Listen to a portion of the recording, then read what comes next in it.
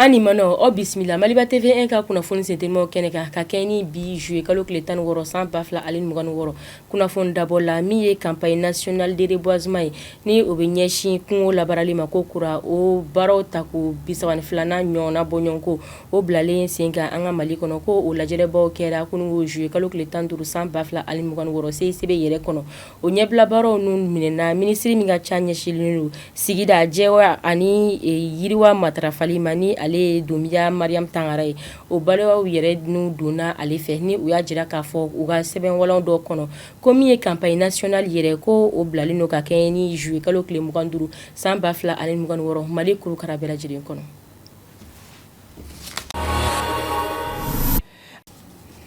Mali tɛmɛnen ka bɔ yen min ye Union africaine olu ka kulu olu kunda Burkina Faso jamana kan n'u y'a jira k'a fɔ ko a bɛ bila baara dɔ de kɔnɔ jɛɲɔgɔnya sinsinli Union africaine fo ka taa se AES jamanaw yɛrɛ ma o kulu ɲɛmaya minɛlen do Mahamadu Ali Yusuf fɛ ni ale Union africaine kulu ma ɲɛma ni a y'a jira k'a fɔ ko waleya min bɛ AES ni Union africaine ɲɔgɔn cɛ k'o tɛ bila ko ye ani fɛnɛ ko AES maaw ye baara minnu kɛ k'a kɛn bɛ ka nɔbɔ diɲɛma ɲɛna o de la u ye nin taama kɛ ka ɲɛsin Burkina Faso kɔnɔ o waleya ninnu kɛra ka kɛ ni juillet kalo tile 15 san 2026 u bisimila la Burkina Faso ministre min ka ca ɲɛsinlen do jamana kɔkanko ni diɲɛ jɛ ka fɔ koɲɛw ɲɛnabɔli ma n'o ye ale karamɔgɔ Jean-Marie Traoré n'a fɛnɛ y'a jira k'a fɔ ko min ye jɛɲɔgɔnya baara tɔ sinsinli ye k'u bɛna o nun don.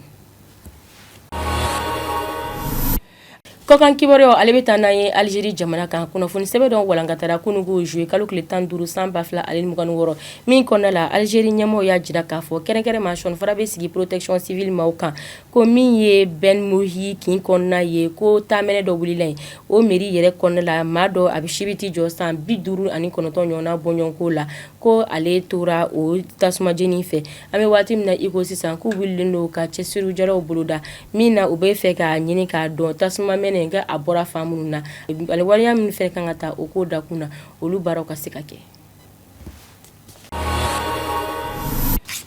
An bɛ kɔkan kibaruyaw kuncɛ ni Maroc jamana ye a jirala k'a fɔ ma 12 fo ka taa se diplomatie ma ɲɛma Jean-Noël Barrot ale ni Faransi ministre min ka ca ɲɛsinlen do jamana kɔnɔ ko koɲɛw ɲɛnabɔli ma n'ale Laurent Nunez Sébastien Lecornu ko bɛna taama kɛ ka ɲɛsin Maroc jamana kan n'u bɛna bisimila Aziz Ak Hamouche fɛ min kɔnɔna la k'u bɛ se ka u hakili walankata ka taa san 2019 ɲɔgɔnna bɔɲɔgɔnko la u ye baara minnu nun do Qatar jamana bɔlen kɔfɛ k'u ye baaraw nun ta ka ɲɛsin Maroc jamana la yaasa u ka ɲɔgɔnya baara n'o bɛ tali kɛ bɛrɛbɛrɛli fo ka taa se lakana sabatili dunkafa sabatili ale ni wariya caman ko o bɛna bɔ ni ɲɔgɔn ye sen fɛ.